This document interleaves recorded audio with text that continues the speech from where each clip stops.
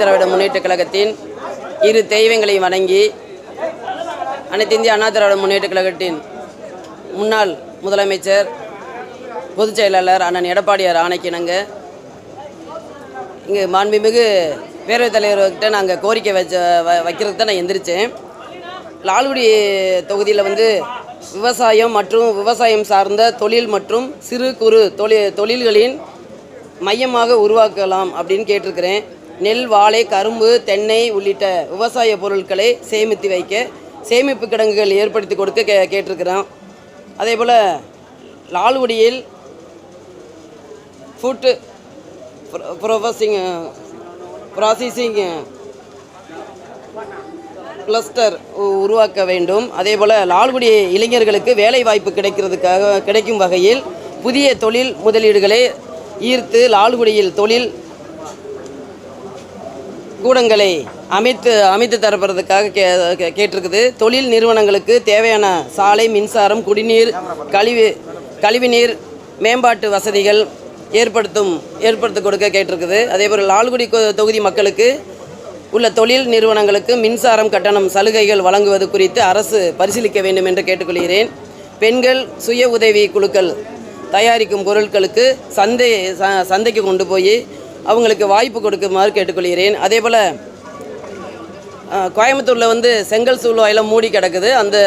அதையும் ஓப்பன் பண்ணி நம்ம இளைஞர்கள்லாம் வேலை வாய்ப்பு இல்லாமல் இருக்கிறாங்க. அவங்களாம் வெளிநாட்டுக்கும் வெளி மாநிலத்துக்கும் போயிட்டுருக்குறாங்க. அவங்கெல்லாம் நம்மளை வேலை வாய்ப்பு கொடுக்குற மாதிரி தொழில்கள் தொடங்குறதுக்கு கேட்டிருக்கிறோம். தமிழ்நாட்டில் நம்ம லால்குடி தொகுதியிலையும் தொடங்குறதுக்கு கேட்டிருக்கிறேன். அதே போல் இன்று முன்னாள் அமைச்சர் தங்கம் தென்னரசு அண்ணன் திடீர்னு அமைச்சர் பேசிகிட்டு இருக்கும்போது குறுக்கே லாட்ரியை பற்றி பேசினாங்க.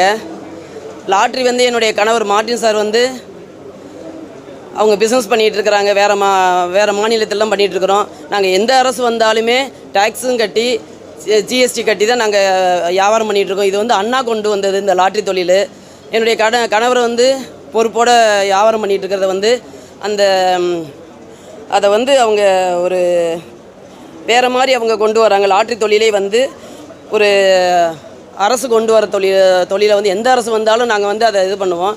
அதை கொச்சைப்படுத்தும் அளவுக்கு அவங்க லாட்ரியை பற்றி அரசியல் கொண்டு அதை பேசிகிட்டு இருக்கிறாங்க.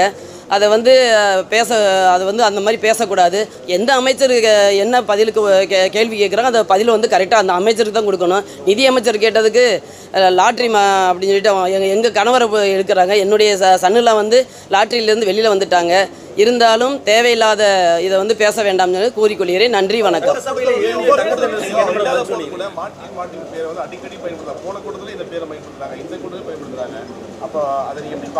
நாங்கள் சுப்ரீம் கோர்ட்டில் டெல்லியில் ஒரு 2 வாரம் 3 ஜட்ஜு இது கேஸ் போயிட்டு இருந்துச்சு. எங்கள் கேஸு லாட்ரி கேஸு. அப்போ நானும் தான் கூட போயிருந்தேன். அப்போ என்ன சொன்னாங்கன்னா அந்த ஜட்ஜு லாஸ்ட்டில் சொன்னது அந்தந்த மாநிலத்தில் முதலமைச்சர் சொன்னால் லாட்ரியை நீங்கள் சேல் பண்ணிக்கலாம்னு சொன்னாங்க. அந்தந்த டேக்ஸ் கட்டிட்டு ஜிஎஸ்டியாக இருந்தாலும் சரி நாங்கள் கட்டிட்டு இன்கம் டேக்ஸ் வரி நாங்கள் நிறைய கட்டியிருக்கிறோம். அவங்க தேவையில்லாமல் இது ஒரு கள்ளத்தனமாக விற்கிறது மாதிரியும் லைசன்ஸ் இல்லாத மாதிரியும் அவங்க பேசிகிட்டு இருக்காங்க. நாங்கள் லீகலாக நாங்கள் பண்ணுறோம், இல்லீகலாக நாங்கள் பண்ணலை லாட்ரி தொழிலை. இதை வேணுன்னே கொச்சப்படுத்துறதுக்காகவே லாட்ரின்னு சொல்லிட்டு அவங்க செய்த தவறுகளை மறைக்கிறதுக்காக இந்த மாதிரி பேசுகிறாங்க. எதுக்கு லாட்ரின்னு சொல்லி நீங்கள் பேசுகிறீங்க? அந்த மாதிரி தவறாக ஏன் கூறுறீங்கன்னு கேட்டேன் நான். அந்த அமைச்சருக்கு நிதி அமைச்சர் தான் அவங்கள பற்றி பேசுனாங்க, ஜி ஸ்கொயரை பற்றி. அவங்களுக்கு பதில் சொல்லாமல் திடீர்னு எந்திரிச்சு அவங்க லாட்ரியை பற்றி பேசுனாங்க. அதுக்கு தான். ஆமாம்.